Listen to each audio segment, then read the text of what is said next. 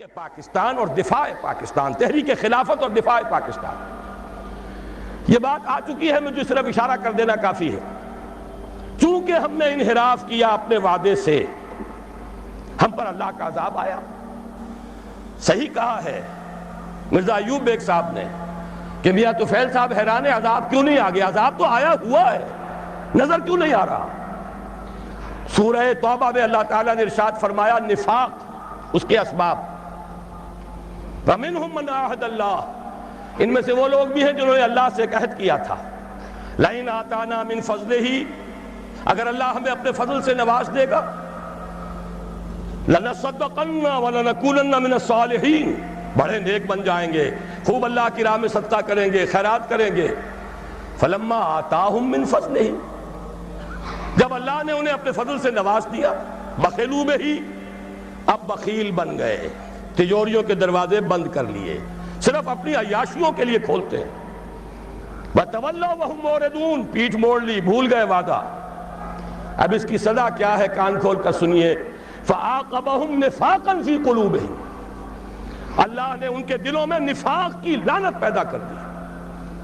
یہ نفاق ہے جو آج آپ کو پورے پاکستانی معاشرے پر نظر آ رہا ہے۔ دو نفاق، ایک نفاق باہمی، قومیتیں، لسانی عصبیتیں، صوبائی عصبیتیں، نسلی عصبیتیں، کچھ عرصے پہلے بھی ہو رہا تھا کوئٹے میں، جو کچھ ہو رہا تھا بلوچوں اور پختونوں کے درمیان، اب پھر ہو رہا ہے۔ اس کے سندھ کی بھٹی اس وقت ذرا کسی اور شکل میں دہک رہی ہے یا سلگ رہی ہے، کوئی عجب نہیں کہ اس سے کہیں بڑا جو ہے لاوا پھر پھوٹ بہے جیسا کہ اس سے پہلے بہ رہا تھا۔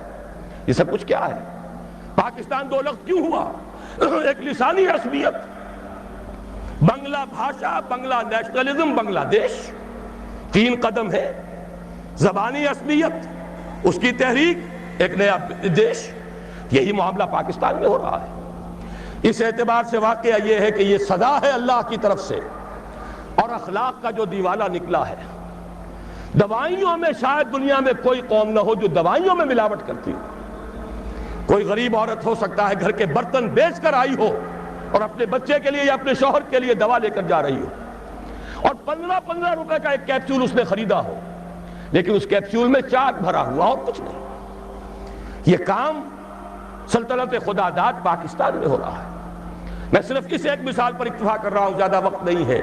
اخلاق کا دیوالہ نکل چکا ہے۔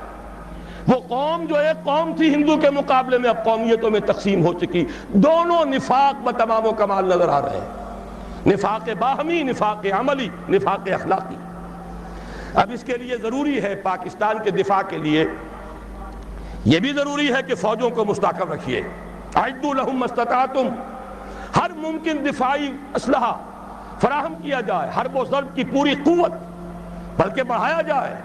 اور سلسلے میں ڈنکے کی چوٹ کہہ رہا ہوں، بے نظیر نے کہا ہے اللہ کرے کہ جھوٹ ہو، لیکن یہ کہ اگر واقعہ یہ ہے کہ ہماری حکومت نے کوئی خفیہ معاہدہ امریکہ سے کر لیا ہے کہ خفیہ طور پر وہ اپنے ایٹمک پلانٹس کا معائنہ کرا دے گی، تو یہ اس ملک سے غداری ہوگی۔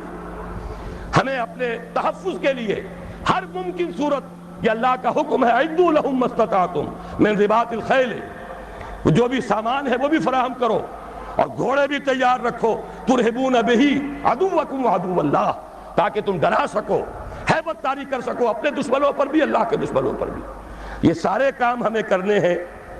اس کے ساتھ ہی دوستوں سے معاہدے کیجئے۔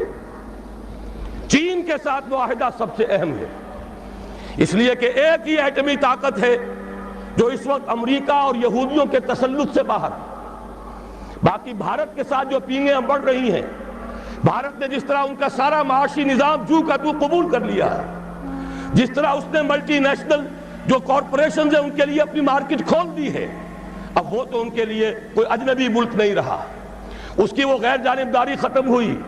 میرے اسلام کو اب قصہ ماضی سمجھو، لہذا اس کا نتیجہ وہی ہے، ہنس کے وہ بولی کہ پھر مجھ کو بھی راضی سمجھو۔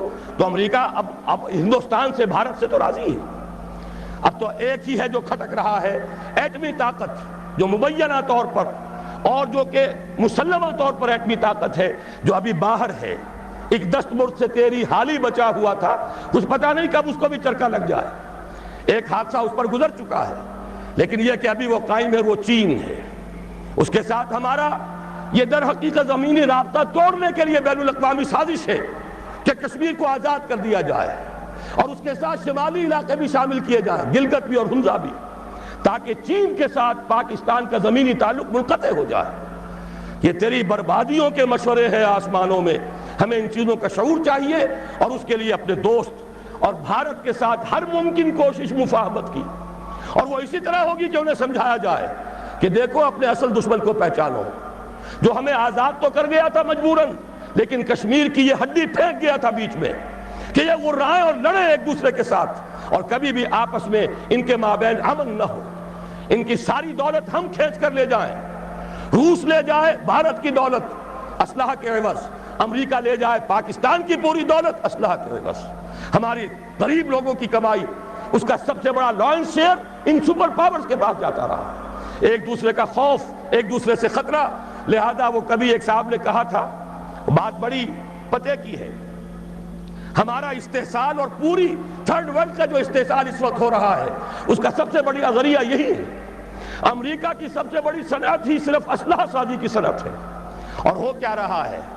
ایک دفعہ ایک صاحب نے اعداد و شمار کے حوالے سے بتایا، پورے حیدرآباد ڈویژن جو ہمارا کاٹن گروئنگ بڑا ہی عمدہ علاقہ ہے، وہ جتنی روئی پیدا کرتا ہے وہ ساری روئی دے کر ہم صرف ایک F-16 جہاز لے کر آ جاتے ہیں، اور وہ F-16 جہاز اس کا ایک پرزہ بھی اگر ناکارہ ہو جائے اور جو اصل مالک ہیں وہ اسے ریپلیس کرنے کے لیے تیار نہ ہو تو وہ ہمارے لیے بالکل بیکار، وہ تو پھر جائے گا کہیں کباڑیوں کے ہاں جا کر بکے گا، اس کا کوئی مصرف نہیں۔ یہ ہوتا رہا ہے 40 برس 45 برس، اور اس میں یہ کہ اس بات کا پورا اندیشہ ہے، بلکہ یہ کہ زائنسٹ لابی کا پروگرام یہ ہے کہ پاکستان کے بھی ٹکڑے کرائیں اور بھارت کے بھی ٹکڑے کرائیں، تاکہ کوئی طاقت نہ رہ جائے جو ان کو کویسچن کر سکے۔